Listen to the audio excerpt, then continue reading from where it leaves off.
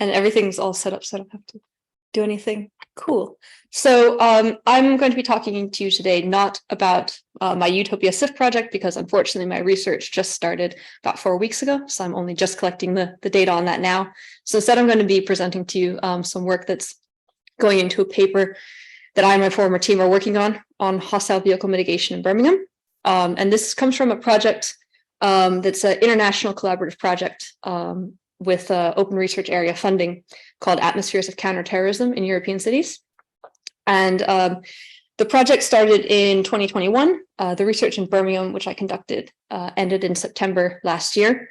And the rest of the team is finishing up data collection, and we've all kind of entered the analysis and writing phases now.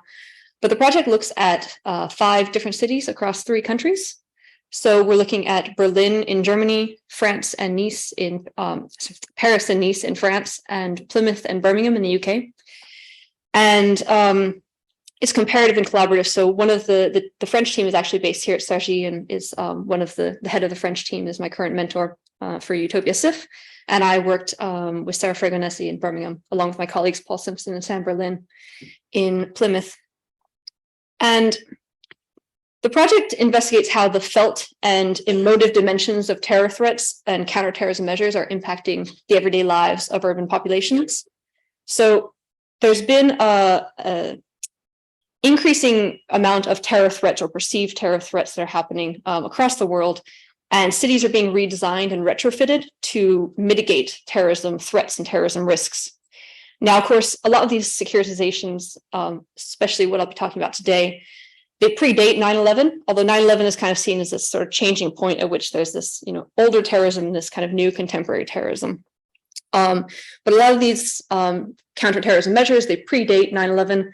So in the UK, you had security controls like baggage checks and searches of people and increased foot patrols that were put in place in response to the troubles in Northern Ireland and Great Britain. You also had the installation of bollards and the removal of waste bins in public spaces, because waste bins obviously could conceal a bomb. So you could remove the waste bins. Now it's just increasingly hard in London to throw away your trash when you're walking around. But a lot of these securitized measures that came in 2011, they've really accelerated since about 2015, particularly as terror methodologies have changed towards what we call low sophistication attacks. And I'll tell you what that means later on. But cities are being securitized to respond to this threat. And we were wondering what impact this is having on residents in these cities. So the project's based around 4 research questions. How do terror and security responses change the atmosphere of public spaces in European cities? What atmospheric implications does counterterrorism have for social encounters in urban Europe? How do felt experiences of counterterrorism and security resonate across diverse urban communities? And how can we operationalize atmosphere as a notion and a lens through which to improve the everyday experience of urban security and counterterrorism?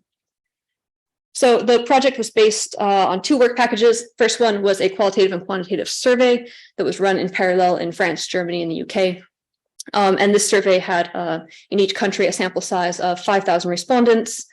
And that was representative of the populations in each country in terms of sex, age, geographic location, and socio-professional situation. We couldn't include any data on race or ethnicity because we wanted the data to be comparable. And in France, you're not allowed to collect data on race or ethnicity. So oftentimes in the UK, you would collect these data on just about any form that you fill out anywhere.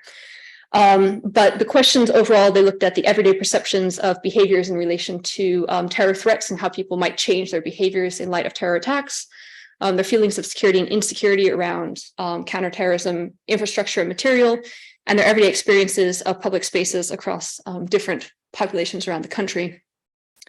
I'm not going to be talking about work package 1 because I work exclusively in qualitative research.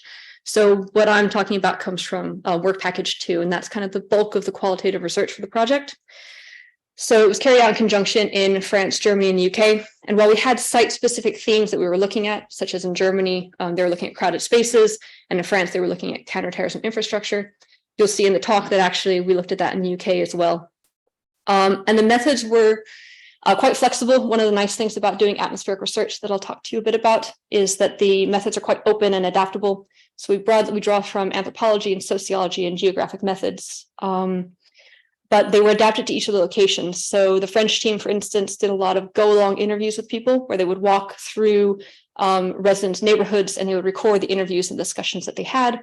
Whereas in the UK, we had greater access given to national counterterrorism officials and to police, which that kind of access wasn't really given in France and Germany in the same way. So the research, of course, comes out a little bit different in each site and the methods that we used.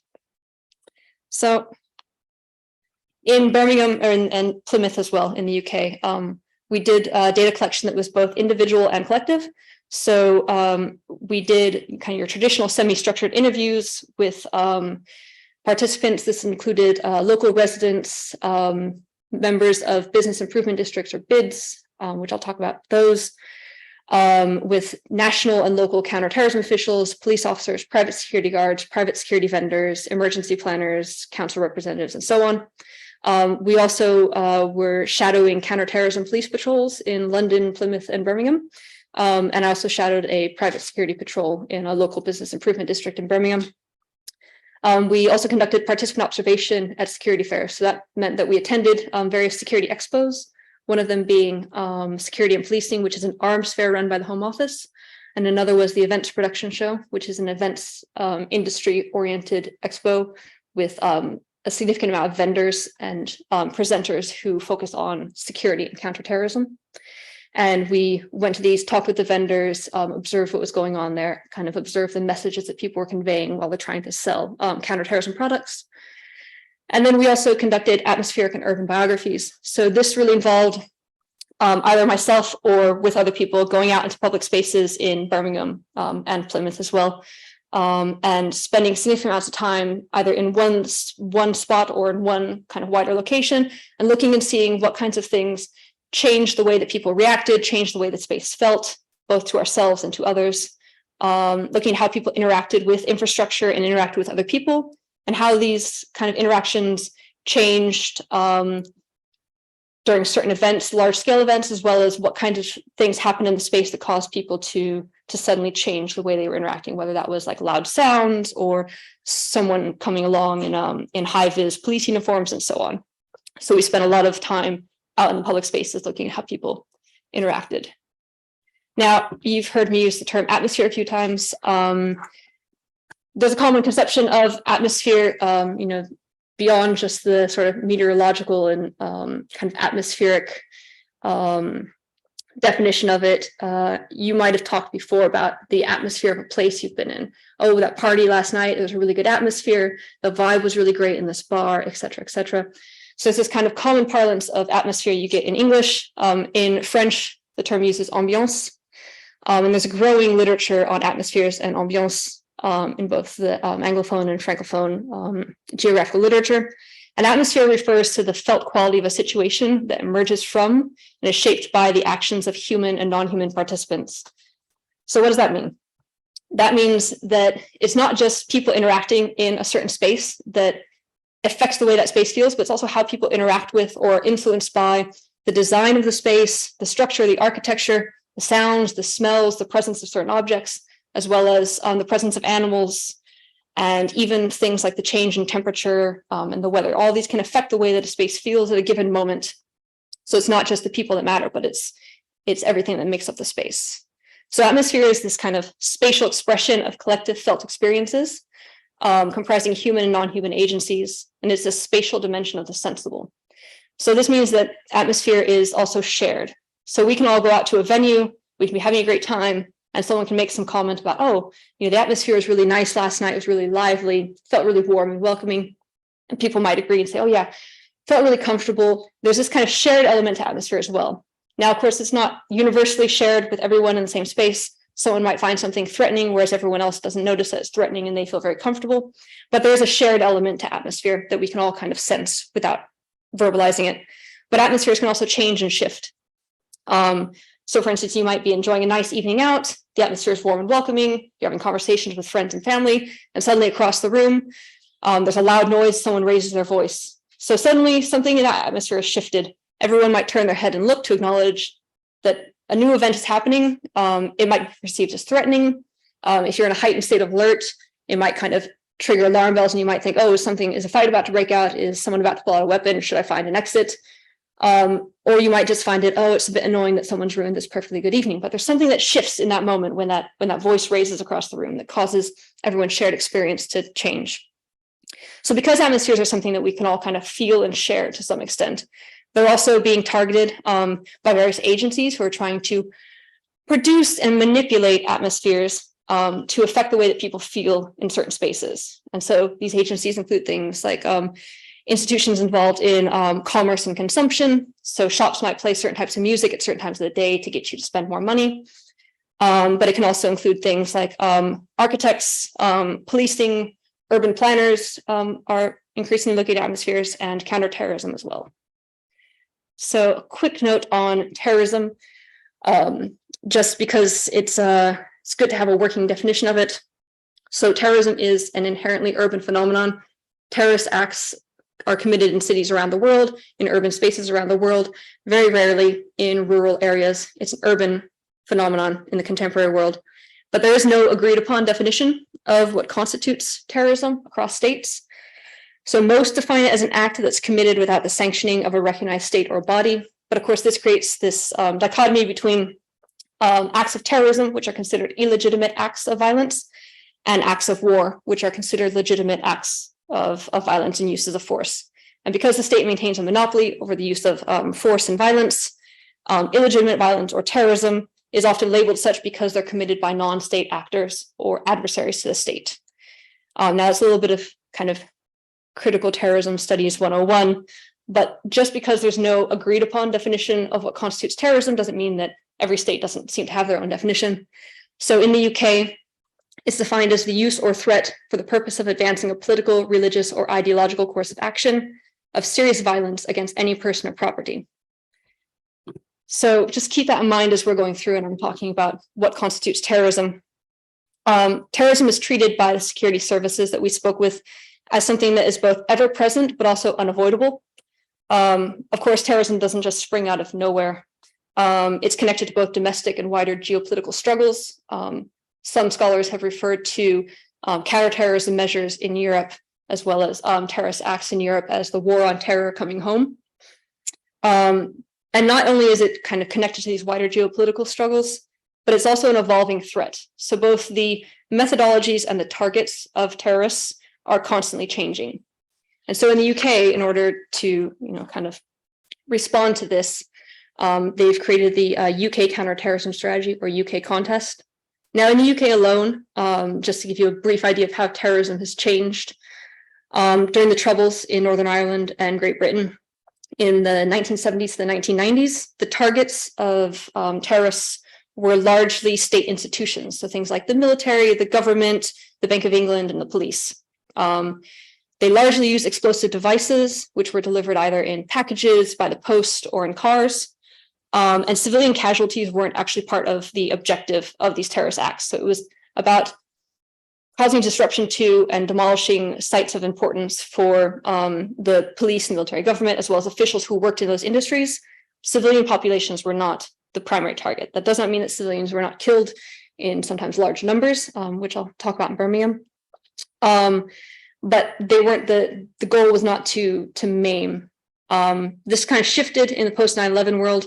So large institutions were still targeted in the early noughties, but they also wanted to maximize casualties. So it was also about this, like maximizing the civilian human casualty was part of the goal of terrorist acts.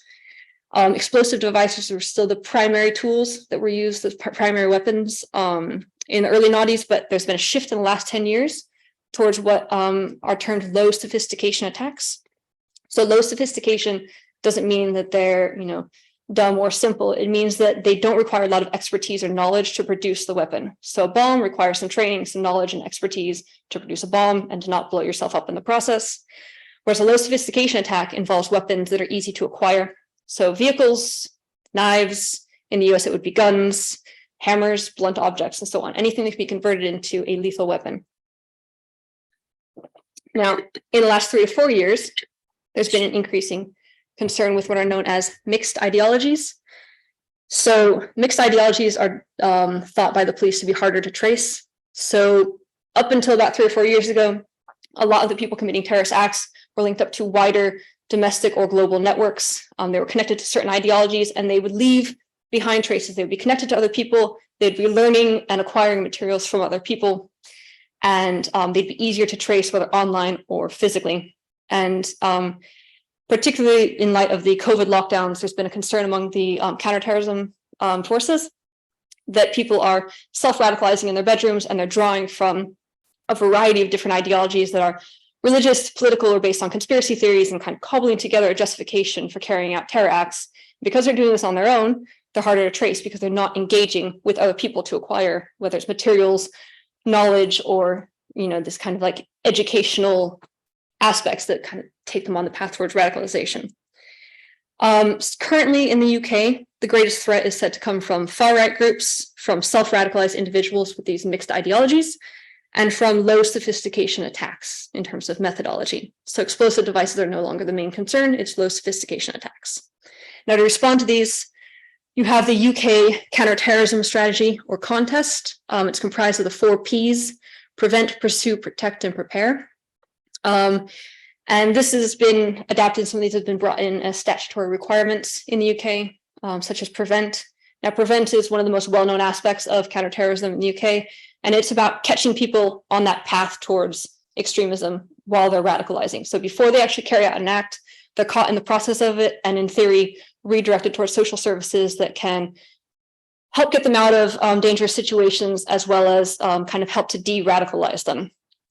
So it's about reducing the intent and the motivation. You have pursue, which is about stopping terror attacks happening in the UK and overseas. And that also involves a lot of the kind of international security services. You have protect, which is what I'll largely be covering today. And that's about strengthening infrastructure and reducing the vulnerability of both infrastructure and populations, and protecting against a terror attack. And then you have prepare, which is kind of the late stage of this. Prepare is about mitigating the impact of a terror attack if and when it does occur. So it's about reducing impact as kind of like the last stop on the way. So I'll be talking about Birmingham today. So Birmingham's based in the UK. It's in England. It is the 2nd largest city in the UK. Although if you lived in the UK, you might not know that. You might think it's Manchester. It's located in the West Midlands, significantly far from all the seasides. And it's an incredibly racially and ethnically diverse city. So it's got large Irish, Caribbean, and South Asian communities who've been there for generations. And it's also been twice central for determining the course of UK anti-terrorism legislation.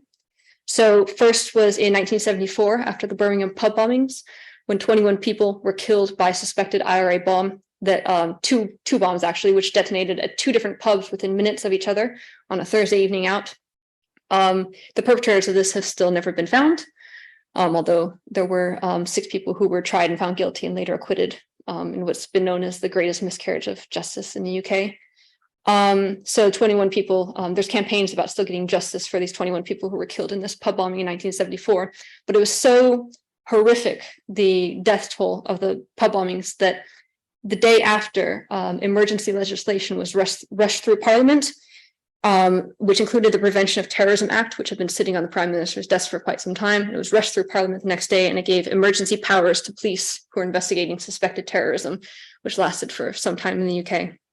Then again, in 2014, you had what's known as the Trojan Horse Affair, or the Trojan Horse hoax. It's been the subject of a really good podcast by the New York Times serial podcast, if you're interested in knowing a bit about UK politics and anti-Muslim sentiment and how it's kind of festered in the UK. It's a good podcast to listen to. But the Trojan Horse Affair was it was a controversy about the alleged plans to introduce Salafi education into local schools. And it was based off of a letter, which has been largely deemed to be a hoax, that said that people were plotting to kind of introduce these Salafi educational morals into schools.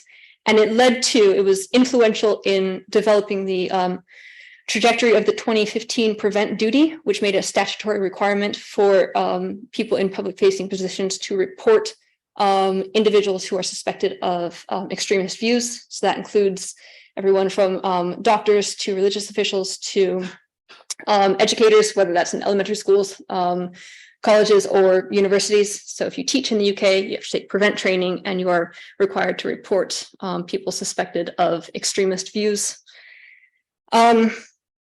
Birmingham's also been part of the UK's regional response to terrorism in the UK in the past 2 decades. So this has entailed reorganization of numerous agencies relevant to the Civil Contingencies Act of 2004, which means that there's been a shift in the way that things are ordered to guarantee consistency in civil protection and preparedness at the regional level. Finally, the city's been home to a significant number of people who have been convicted of domestic terrorism offenses. And the area remains in a heightened state of threat. But despite all of this, Birmingham has no recent experience with terror attacks. So the last time the city was attacked was the 1974 Birmingham pub bombings. And then again, in 2001, there was a provisional IRA car bomb that partially detonated. But since 2001, there have been no terror attacks in the city. I look at primarily the city center of Birmingham. So this is a kind of a small subsection of the city center based around the main train station called New Street Station. I've got some stars there of where most of the photos from today's presentation come from. And this area is largely, it's got a high concentration of pedestrianized streets, or streets that are pedestrianized during large events. It's got a high concentration of public squares. There's several different commercial shopping areas and malls, high concentration of restaurants and cafes and bars. It's also the center for a lot of large-scale events that happen annually or as one-offs. So there's the annual Birmingham Christmas Market that happens in the city center along New Street. You also had the 2022 Commonwealth Games that the city hosted last year, as well as hosting various political party conferences and other types of events. There's also several business improvement districts in the city, or BIDs as they're known as.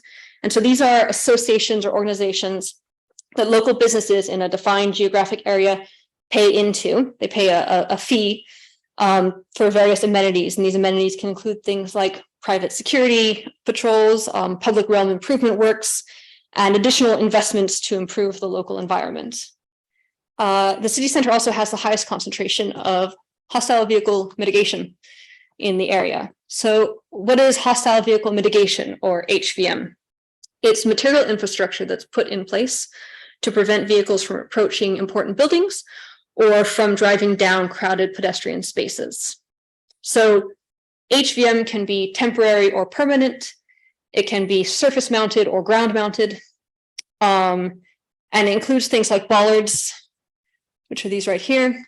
It can also include concrete blocks, fences, or these, which are known as barges. They're kind of oval shaped, metallic looking objects, which in the inside are concrete. Both of these measures here are temporary, the concrete blocks and the barges, and temporary measures can be in place for years. In Birmingham, those were in place for at least 5 years when we started research. These kinds of HVM started to appear in widespread use during the Troubles in England, and they were put in place to prevent cars from approaching important buildings, particularly when those cars might be loaded with explosive devices. So you could mitigate the damage done by a car bomb by preventing that car from approaching the base of a building. This is most notably done in the City of London. If you go to the City of London today, London's financial district, there's these really ornate looking bollards all around that kind of surround the city in what John Coffey's called a ring of steel.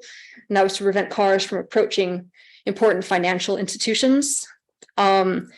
Barges, like these over here you see, those were put in place around important government buildings in the wake of the 9/11 and the 7/7 bombings. So they started to appear around the Houses of Parliament in, I think, 2004, 2005. If you go to London today, you go walk around House of Parliament, you will see a lot of HVM very much in that style that surrounds the building. And those are temporary, they're surface mounted, but they've been there for well over a decade. Since 2016, however, HVM has been increasingly used not to protect individual buildings, but to protect crowded pedestrian areas, whether those are streets or public squares or fully pedestrianized streets. So some measures have been designed in and built into new developments in order to do this, such as these bollards here at New Street Station. And the idea behind that is that they match the architecture that's put in place. Others are retrofitted or installed on a temporary basis, such as these, where these can really just be plonked down in the middle of the square, and you can kind of protect the area in a kind of brute force sort of way. And then you can move them, and you can eventually, ideally, replace them with permanent measures that look nicer. Of course, there are some. It's, I don't know if it's going to show pictures. I got no pictures of the New Street Station. It is not a pretty station. Parasite amoeba chrome that is eating through the streets. Yeah, which is very much in line with it's scary. Very much in line with these kind of chrome bollards. Yeah, it's got a very lovely glass ceiling too. Yeah. So, some water. Have they done anything more street? If they wouldn't say They're doing that now. I think that's all part of the HS2. It's cute. It's cute. So for a lot of the security officials that we spoke to, terrorism was described as something that was inevitable, that was unfortunate and dangerous, but that was ultimately, reflective of, quote, the world we live in now. And this was something that multiple people referred to this kind of, oh, it's the world we live in now. It's unfortunate. But busy areas were identified by everyone we spoke with as facing the highest risk of terrorism. So it was areas that had high concentrations of crowds, high profile locations, areas where there was a lot of symbolic importance attached to these spaces. And all these kind of sites were seen as attractive by potential terrorists who were looking to increase the impact of their actions. Now, the officials we interviewed often noted that terror attacks can happen anywhere at any time, but that certain sites were more attractive to these potential terrorists, or these hostiles, as they're often referred to. And they were more attractive because of their iconic or symbolic status or importance, or because of the potential disruption that could be caused, because obviously a bomb going off in the middle of the city is going to cause more disruption than a bomb going off in the suburbs in terms of road infrastructure and what kind of economic and physical impact you can have. Of course, with limited financial resources, and that's oftentimes the greatest limiting factor to what kind of HVM gets installed and where, local planners and police forces focus their attention on areas that would have the largest impact should a terror attack take place there. So HVM in these locations was intended as a physical protective measure, as well as a deterrent. The idea being that potential terrorists would see how well protected an area was, and they would lose confidence that their attack could succeed at this location. Now, of course, some noted that some of these deterrents wouldn't actually stop people who were decidedly determined. So the really determined terrorist who's intent on carrying out a terrorist act, they might just be displaced to carry out an act in a less secure area. And indeed, there's some evidence to prove that this is the case. So it's the well-protected areas that are protected, and everywhere else, things can get displaced that way. Now, counterterrorism police, beyond these kind of financial constraints, I should say, the second factor, which limits the ability to put HVM everywhere, is public opinion. So counterterrorism police, often through the work of counterterrorism security advisors, or CTSAs, they advise local councils, local businesses, as well as the event planners on site-specific risks and what kinds of protective security measures they should put in place, whether that's things like bag checks, metal detectors, and fences for temporary events, to hostile vehicle mitigation or CCTV cameras in certain locations.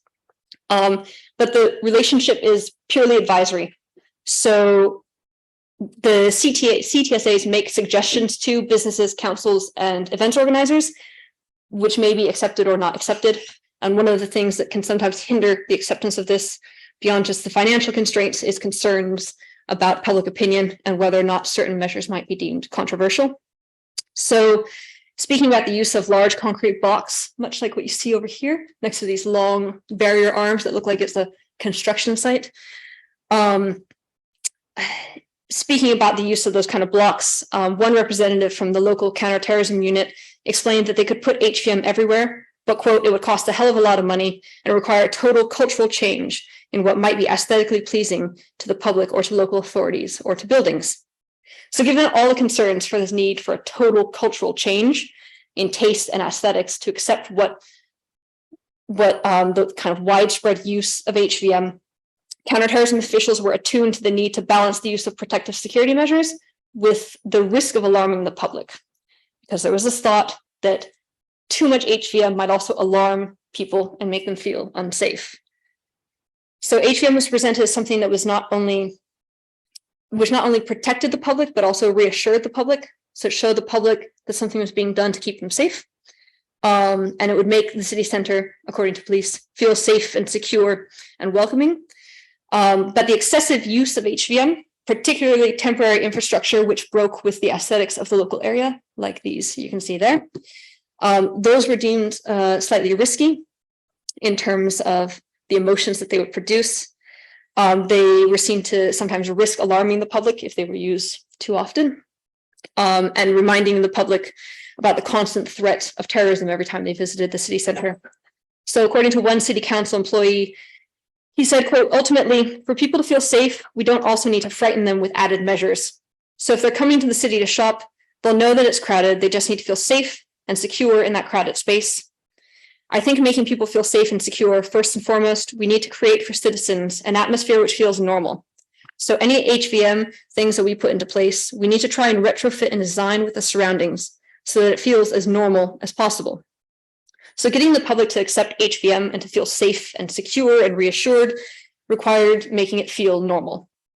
So the importance of normalness to counterterrorism was brought up by several interviewees in different contexts, whether speaking about the importance of, quote, reassuring the normal site user that would be going to the city center to shop, to training security staff as well as the general public to recognize things that didn't look or feel normal and to report them to the police. So normality can be seen as crucial to the success of counterterrorism efforts, but the way to produce a normal atmosphere, the way to make HVM feel normal, requires that HVM become a regular part of the landscape without reminding the public about the ever-present threat of terrorism. So part of this normality entailed not alarming people with excessive talk about terrorism. So when the police would talk about why certain measures were being implemented in the city center, whether permanently or as part of an event, they would talk about things like safety and security. We're doing this for public safety, public security. They wouldn't say we're doing this for counterterrorism reasons to stop a large vehicle of this weight from driving down and killing this many people. So they would avoid using what we called the T word in general public conversations. But of course, some people would know that this was all counterterrorism related. And HVM in particular is specifically a counterterrorism tool. So this type of HVM, you'll see bollards, for instance, in Paris, on almost all of the streets along the pavement, you have these bollards. Those are put in place or were put in place to reconquer the sidewalks from cars, so to prevent parking. You get a lot of those in Birmingham, especially the pre-1970s bollards you get. It's to stop people from parking, not to stop people from parking with a bomb or, say, driving down a pedestrian space. So these are much more heavy duty than those little fiddly Paris bollards that you get along the street and you see so often bent because someone's decided to back into it. So even though this is specifically a counterterrorism tool, the way it's presented to the public avoided attuning people to the atmosphere of threat in their daily lives. So it was about security and safety. However, even when terrorism was suspected to be at the forefront of the public's mind, the public was perceived as broadly inattentive to the use of HVM by security services. So one CTSA we interviewed said, quote, because people tend to, I think, look at things in isolation and they don't join the dots sometimes and go, oh yeah, we saw that attack in Germany at the Christmas market. When they go to the Christmas market in Germany, they don't then look at those barriers and go, oh, that's because of that. I think a lot of people don't even notice it half the time. Of course, if you've seen the barriers they put in place in Germany outside where the Christmas market is, it's very hard not to notice them.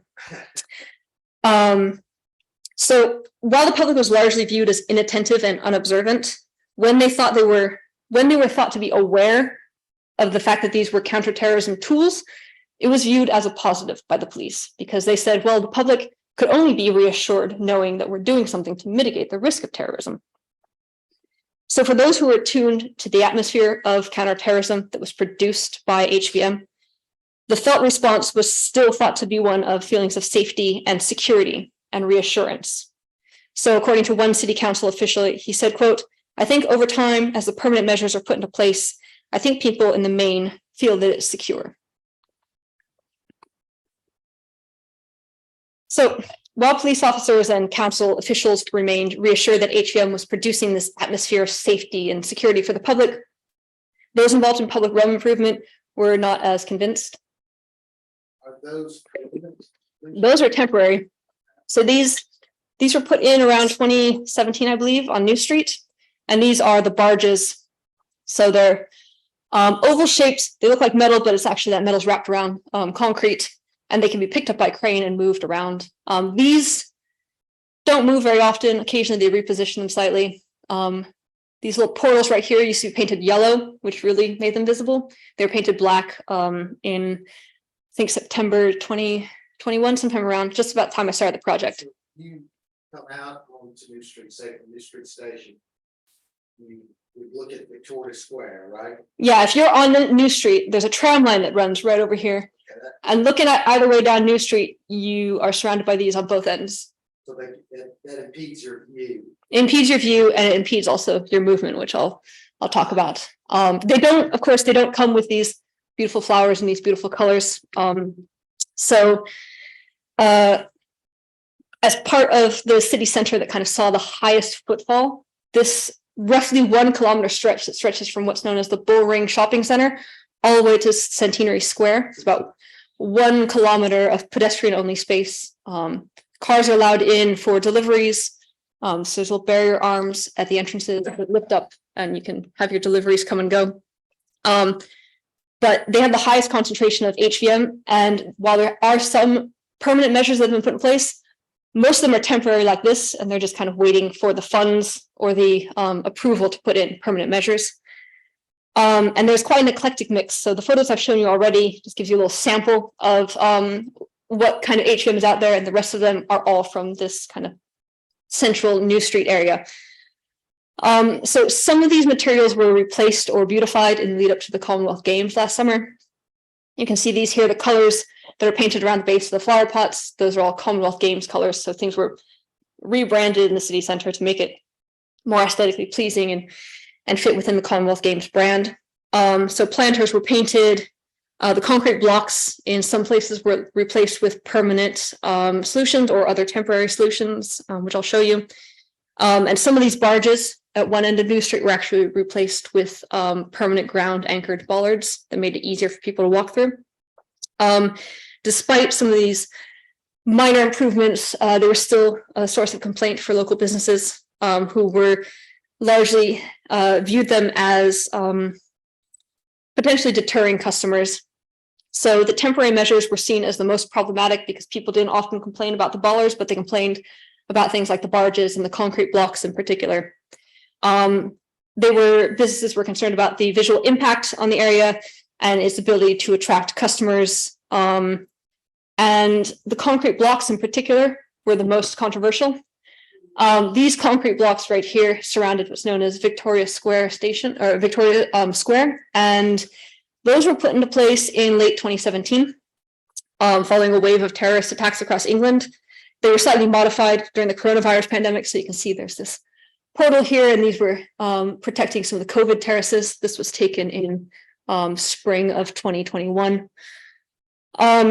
And the blocks were meant to be temporary, but of course they were plonked down in 2017, and they weren't actually removed until early summer of 2022. So they had about 5 years there in place. And they're supposed to be there until permanent fixtures were decided upon. Businesses reportedly complained to the bid about the presence of the concrete blocks, fearing that their visual impact negatively affected the atmosphere of the area. But to address some of the visual disruption that was caused or thought to be caused by HVM, local bids sought to use some of their own funds to beautify the existing infrastructure. So things like putting flower pots on top of the barges, as you saw in the previous photo, or painting flower pots to kind of have prettier colors and more vibrant colors. Those were the most common modifications. Some concrete blocks in other parts of the city center were actually completely covered with planter boxes. They look like it's a large wooden planter, but underneath that large wooden planter, there's also a large concrete block. And these were seemingly minor superficial modifications, but they were also thought to have a significant impact on the atmosphere of the city center. So when compared to other commercial areas in Birmingham, the city center was exceptional for its pervasive use of HVM. You just don't see the concentration of HVM outside of this kind of New Street, Colmore area in other parts of the city, or even other parts of the city center. And bid managers in these areas, they were concerned that HVM would be a visible reminder of the threat of terrorism, which could alarm potential customers and keep people away. So things like decorating HVM and concealing it, these were all thought to calm people down and to keep people coming who might otherwise avoid the city out of fear. So one project manager for a local bid argued that HVM, quote, alerts people and they think, oh, you know, it's a bit rough here. Either it's going to be a ram raid, which is going to be a robbery, or it's for terrorism. You know, either of that, and you don't want to be here if either of them went off. And I think it does sit in the mind of people. If we could make it look better, I think that would be more welcoming, because it's very frustrating as a bid. So for those shoppers who were undeterred by the concrete reminders of the threats of terrorism, beautifying and concealing HVM was thought to improve their overall experience. So in contrast with the perception of counterterrorism police, members of the bid acknowledged that the public was generally aware of why HVM was used, although their complaints largely rest on aesthetics rather than potential alarm. And as another bid manager explained, you know, people know what they're there for, and apart from looking like big ugly lumps of concrete, which is their only moan, they're not moaning, oh blimey, we're in the middle of a terrorist threat area, I wish I wasn't here. It's, God, they look ugly, can't we paint them? Can't we put flowers on them? Can't we do something to improve them? That type of thing. Now, of course, this was reiterated by private security vendor as well. And the impact of concealing and beautifying HVM was seen as crucial to the acceptance of HVM, but also to the impact that HVM had on a certain area. And so she explained that, quote, I think people want to know why they're there, but I don't think it needs to be in your face so much. A lot of these pedestrianization schemes now, street furniture is really important. And I think it's really important because people don't want to feel like they're walking into a fortress. If they were covered with nice planters, then you wouldn't feel the same, would you? It would still do the same job, but it would look more inviting to sit and have dinner with your husband or your children or whatever it might be. So definitely, I think planters and almost covering these things up is appropriate in some locations. And so these here, which is known as a surface guard, were actually put in place. It's temporary, surface mounted, and it's put in place to replace the concrete blocks you saw in the previous image. And, you know, they are an improvement aesthetically, I think. They're also branded for the Commonwealth Games, but of course, underneath these plastic covers, there is a large metal spike that will stop large trucks and heavy goods vehicles from entering Victoria Square. Now, we've heard so far about what the police think, the public thinks, and what local businesses think that the public thinks. But what does the public actually think? How do they actually feel about hostile vehicle mitigation? If the police were convinced that the public either didn't notice HVM or felt reassured by it when they did notice it, local businesses and bids were more concerned that people would notice HVM too much and that they'd be put off by its ugly appearance. But in all these interviews, the public was largely presented as a homogeneous mass. Whether this homogeneous mass was knowledgeable or unknowledgeable, whether they were reassured or alarmed, it didn't matter. But how people reacted to HVM on the ground, how did they actually react? What impact did this have on their movement? So during a lot of these prolonged observations at different HVM locations around the city, it became evident that people largely interacted with temporary HVM and permanent bollards through civil inattention. Now, civil inattention is a term that's used to describe the way that we interact with people in public that we don't know. So it's largely when you're walking down the street, you notice another person only enough so that you don't bump into them. So you're giving them enough attention, but it's a kind of a civil, distant attention. It's enough attention so you don't bump into them and you don't collide and you can go on your way, rather than just barging through and walking through everyone. So people treated HVM with a bit of this civil inattention. They would notice it enough to change their trajectory, to change their posture, to change their body position, to avoid not just hitting the barriers, but also to avoid colliding with other pedestrians who are going and coming, whether in the same or opposite direction, trying to go through these passages. For some people, HVM presented this kind of minor inconvenience that required a slight change of direction or slight change of body position to navigate around, while for others, it became a site of forced conflict and a significant barrier to their journey.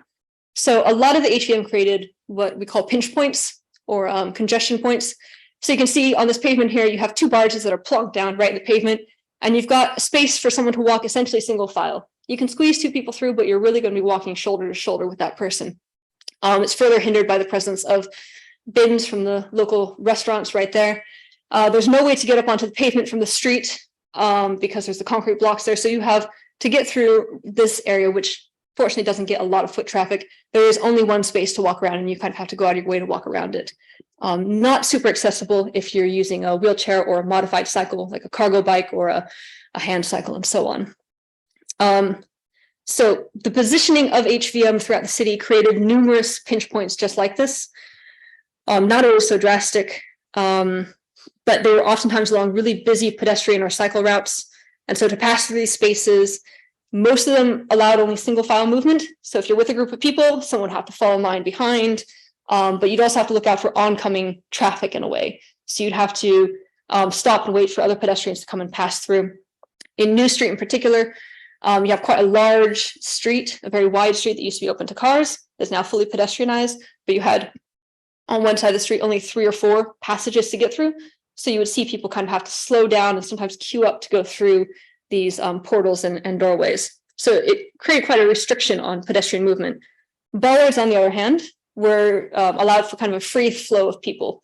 So when you have these bollards, like I showed you outside New Street Station, these kind of silver poles, those allow people to, 1 or 2 at a time to walk through, but there's so many of them and so many passages that the crowds can adjust and move around. Sometimes you have to dodge at the last minute, but you can more or less go through without stopping. So what about these pinch points here? So this is not in New Street. This is in an area called the Chinese Quarter. And these were put in while we were doing research just in advance of the Commonwealth Games. So they're new concrete blocks, not the big ugly lumps that were being complained about in the other bid, but they're big and they're ugly enough. So while people appear to pay as little attention as possible to HVM and kind of treated it as another type of street furniture, it wasn't always possible to ignore it fully. So the narrow pinch points, particularly around concrete blocks like these, often created forced conflicts between different road users and different pedestrians and cyclists, and led to some visible annoyance amongst people we saw walking through. So at this site here, the large concrete block that the cyclist is going right by, this is actually placed down right at the start of a new cycle lane. It's a fully isolated cycle lane with curbs protecting it from both cars and pedestrians, and it's freshly painted. It's really hard to miss that this is a cycle lane when you can see it. But unfortunately, the block is placed right at the start of the cycle lane, which causes the cyclists or forces them into single file to get through, sometimes having to wait for oncoming cyclists. But it also conceals the existence of the cycle lane if you're exiting the square on foot. So as you're coming this way, you don't actually see that's the cycle lane. Now, this creates an issue because pedestrians would oftentimes pass through the blocks because there's really only 1-2 spaces to walk through as a pedestrian and 2 spaces as a cyclist. And they'd walk through the cyclist areas not knowing they were entering a cycle space. And it's quite a busy route as well during lunchtime. So this led to a few forced conflicts where pedestrians would enter the bike lane and then the bikes would have to come to a full stop and wait for the pedestrians to go through. During my observations, we saw one pedestrian that got visibly annoyed when a person on a bike seemingly cut him off and entered the HVM to enter the cycle lane just before him. But this guy, of course, didn't realize that he was actually entering a designated cycle space. We saw several delivery riders making lunchtime deliveries. And as they would pass through the square, they could maintain their normal speed because it wasn't too crowded, but they'd have to slow down to enter the cycle lane and sometimes come to a full stop to let other people go through. In one instance, there was a delivery rider who tried to enter the cycle lane, but had to come to a very sudden stop because a group of pedestrians who were moving quite slow didn't see him coming and as well didn't see that that was a cycle lane and kind of slowed down and forced him to stop and wait for them to pass through. So the use of these blocks created these kind of minor everyday conflicts, but nothing really boiled over into any sort of verbal or physical altercation that we saw. And although these were minor inconveniences, the restricted access created by HVM led to momentarily tense atmospheres, as you could see people become annoyed or exasperated having to wait or to change direction because someone else was viewed as being thoughtless and inconsiderate. So when I mentioned some of these observations to 2 police officers who were on patrol during the Commonwealth Games, I asked them if local businesses had complained about the aesthetics of the concrete blocks. I asked if pedestrians and cyclists had complained about the reduced mobility. And in response, they kept emphasizing the durability of the barriers to withstand a vehicular attack and the ability to protect the area. When I pressed them further, they responded that aesthetics weren't important because the HVM could withstand the impact of a large truck attack. And that quote, at the end of the day, it's national security and no one cares what cyclists think. That sounds very American. It's very British too. It's the part of the cultural wars against cyclists. So some of the other HVM that was installed during the Commonwealth Games, like this barrier arm here blocking a road that's normally open to traffic. For some street users, the location and the spacing of HVM added a significant barrier to their mobility. So residents who had restricted mobility would learn and adapt their routes through knowledge of the landscape. They know where the barriers are, where the greatest restrictions are, where the pavement's uneven, where there's a high presence of bins and advertising boards for shops, and you modify your route and you go a different way. But during events, things could change and they could become unpredictable. So during the Commonwealth Games, counterterrorism police, in conjunction with the local council, relocated some of these barriers and installed new ones, shutting off roads that were previously open to shutting them off to anything but authorized vehicles. And they extended the perimeter of HVM in the city center outwards to create a larger vehicle-free space. So one of the things they installed were these barrier arms. Down there you can see Victoria Square. That's where the concrete blocks used to be. And the barrier arm prevented cars from entering, but it could be moved. There's always a security guard there positioned, ready to lift it up. Well, it took a little bit of time to let authorized vehicles through. They also installed barges on the pavement so that a car couldn't hop up on the pavement and drive down the road. So that created some kind of restricted pedestrian movement on the pavement as well. And one afternoon, while we were observing over in this area, I saw a man coming from Victoria Square in a wheelchair that had been modified with a kind of adapted, a converted hand cycle attachment in the front. So it's what we call sometimes a modified hand cycle. And he was coming down the road, down the middle. And of course, cycles in the UK are supposed to be on the road, not on the pavement. So you might have been cycling in the road because of this. He might have also been cycling in the road rather than the pavement, knowing that this area is difficult to navigate around in a wheelchair because of a lot of street furniture and a lot of advertising and waste bins. But in any case, he entered from Victoria Square and was coming down the road, and then suddenly realized as he approached that the road was blocked by this barrier arm. There's no way to get around it. There was another group of pedestrians that were there and kind of noticed this, and so he shouted out and responded to them like, "Oh, I have to go back to the drop curb around the corner." Noticing the security guard stationed at the barrier arm, a woman in the group shouted over at him, quote, "But there's a guy sat there doing nothing. Asked him to let you through." But it was too late. The man was already out of earshot, and he'd turned and sped along on his way to go find another way around. Of course, the other streets around also had large barrier arms down there as well, so he had to find a drop curb and modify his journey. So without adequate adaptations for pedestrians who are using different modes of transport, HVM could present unsurmountable barriers or significant delays to their journeys, which require either asking for assistance to lift the barrier arm up or finding another way around. Are barrier arms permanent? No, those are temporary in that side. That was just for the Commonwealth Games.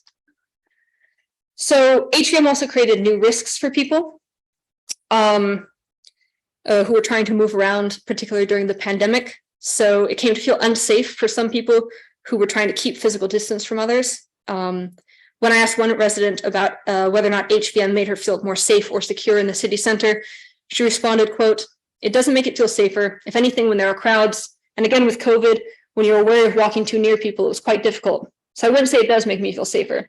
In some ways, they're a nuisance. But I wouldn't say they're a nuisance if they're preventative, then I think they need to be there.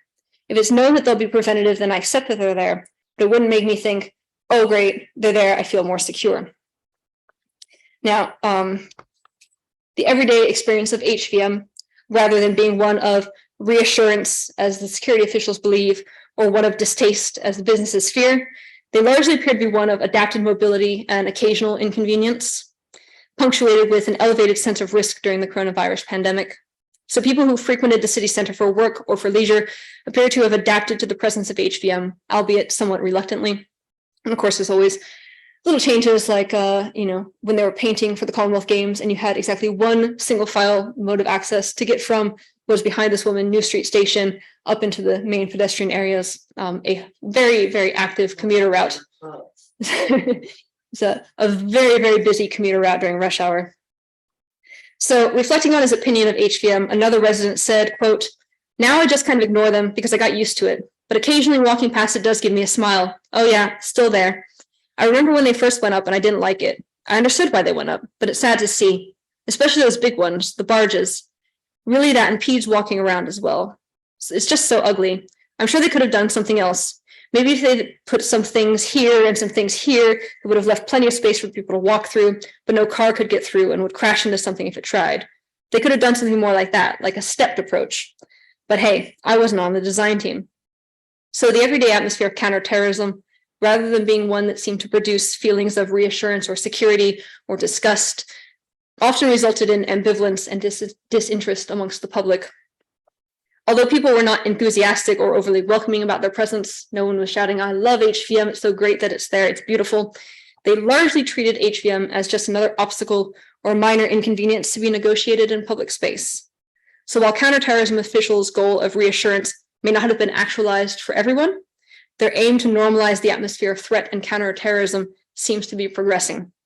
For many residents and city center visitors, HVM has become a normal and reluctantly accepted feature of their everyday lives. And I just want to say thank you to my co-authors for this paper that we're working on, Sarah Fregonesi, Paul Simpson, and Sam Berlin, who are all part of the project as well. So, and if you want to know more, you can go to our website. You can read about the project in more detail. Cool. Thank you.